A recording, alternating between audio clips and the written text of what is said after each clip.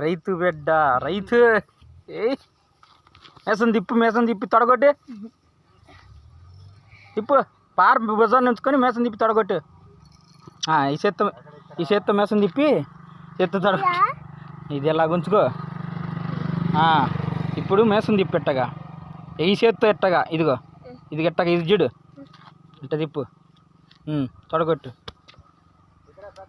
ఈ చేత్తో కట్టాలరా. ఇది ఎట్ట తిప్పు. ఎట్ట తిప్పి ఎట్ట కొట్టు. ఇక్కడ